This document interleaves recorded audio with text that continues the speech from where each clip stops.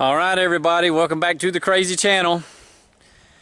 We're in a quarantine, so I can't go to car shows, so I've decided to have one by myself. So I'm sitting out in my backyard, just reminiscing of the grand old days of the car shows, you know, back whenever you could actually go to one and not be arrested. I do appreciate everybody for stopping in. We're going to go through the years of the car at car shows.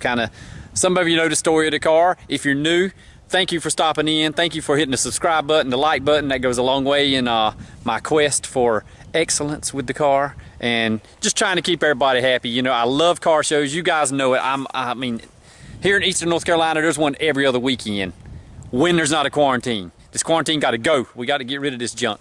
But anyway, I am here today thinking over the good times, the bad times, the car shows, and just reminiscing through my book. We're going to go through my picture book and look at 28 years of car show bliss. I've got all my trophies from, not all of them, but all the ones that didn't get broke throughout the year sitting in storage and places. 1993, I got the car in 92. That was the first one I did, spring of 93. Kinston, North Carolina, Sale Chevrolet. I got second place in the Mustang class. I got other ones from all over. Greenville Car Club, there's 94s through here. There starts the 95, 95s. 95, you can see the 96. There's a lot of 96, and then I got some 97s. And then these are the two most recent I've got, 2019 and a 2020. So there you have it. If you're watching for the first time, you're like, I don't care. Well, you know, my channel is about me going to shows, showing off an old car. I've had the car since September 25th, 1992. And this is what I do. I try and bring everybody Eastern North Carolina's best car shows. I try and hit them all up. Love sharing the story of the car. I mean, it's been a part of me for 27 years now, going on 28. So I love the car. Not gonna sell it. It's not, you could offer me enough money, it would go, but I'd end up with another yellow 85 or 86 convertible just because. All right, guys, if you didn't know the story of the car, here it is again for my newer subscribers. This car was from Raleigh, North Carolina. The original owner was drunk and wrecked it, hit a parked car, and you can see where the front end's crunched up over there. They did total it, if I'm not mistaken, but it's sitting in the impound yard. He never went and got it. The state sold it at public auction to one of my best friend's neighbors. I saw the car sitting in his yard, and he fixed up cars, and he took an 85 front end and put on it. That's why it has the 85 LX front end, no fog lights. But there it is the day I brought it home, and there it is in the very first, that's the Christmas parade I did with it. But there's a lowrider truck I used to have and my lowrider bicycle. And then here it is. I painted it yellow in 93, the summer of 93, somewhere around June or July. Hammer time. The hammers look good on it. Them things cleaned up nice. Then, of course, I went to the wire wheel. Look at there. Foxbody on Dayton's. There's your Trandom, triple axle, double axle. This is a guy that was in our club. There's another Foxbody at 80. That was my cousin's car. It was an 86 GT. He had done a lot of stuff to that.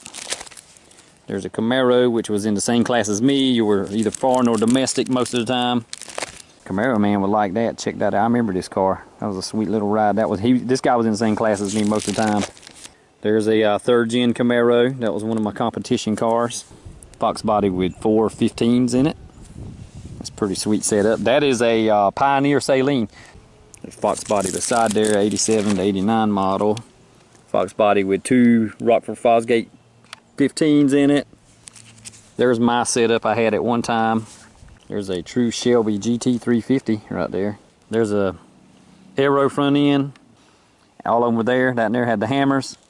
That's a pretty looking car right there. That car right there would still look good today, in today's time. That's a 85 GT with ground effects on it. And I've been tempted to do that. There's a 87 with color matching, or 87 to 89 rims. There's one. This here was one of the first cars I ever saw with a supercharger on it. He had a Vortec on that thing. There's a 87 to 89 model Foxbody. There's one with more of the racer look. There's that same one, the white wheels again. Remember the 90s whenever people had airbrush? I mean, I'm not talking about no rap, I'm talking about real airbrushing, the good stuff. I mean, look at the detail work in these airbrushing. Here's the Pink Panther truck. I remember this truck. This truck used to be at all the shows. He had the Pink Panther standing there. It was a Nissan, the double headlight Nissans. There's a custom lowrider bike. There's one of the first cars I ever saw with hydraulics. Check out this 86 GT with the Momos on it. Those are true gold Momos. Those rims were like $3,000 back in the 90s. That was insane. Here's a 93 special edition car. I can tell by the yellow around the window and the the mirrors are painted the right color, the fin. There is the day, I would say that's probably the cleanest my car ever was, right there. The reason I'm saying that, we painted it 1 week before that picture was taken. The engine had just been rebuilt. Everything under the hood was completely clean. And I took it to Greenville to that show, and that was 1997. And that was probably the best that car ever, the cleanest that car ever was, because there was no flaws in the paint. Check out the old 84. I remember this guy. His name was also Willie. And he had 84 with some McLean rims is what they were. There's the good old hopping days whenever cars could levitate. See, there's my truck and my car in the same picture. That yellow SS Monte Carlo. Those cars, I'd love to have one of those now. That and a Grand National. There I am being stupid on my lowrider bike. I know some of y'all have probably seen them. It's the Thunderbird front end on a Foxbody. Doesn't work for me, but to each his own. Check out that big old tail on that thing. Check out that punch bug. That bug's pretty daggone sweet. And there you have it. Sorry there's no super awesome cars to be showing other than mine. I think mine's super awesome. It's super awesome to me, but that's what I got, you know.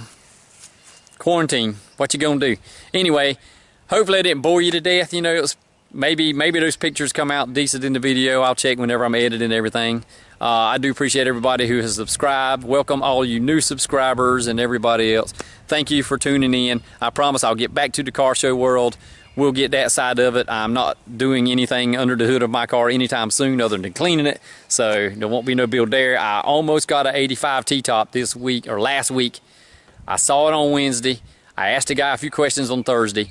Went to ask him some more questions on Friday. He said the car is sold, and I was going to go look at it Saturday with a trailer and possibly bring home. It was an 85 T-top. That's what I want, is a nice 4. Well, I'll take any T-top, but a 4i T-top is what I want, because I want an 85 or 86. That way I keep my motif of my year model, and I know more about them than I do the arrows. So, anyway, thank you for watching. Thank you for subscribing. God bless you all. Stay safe. Peace.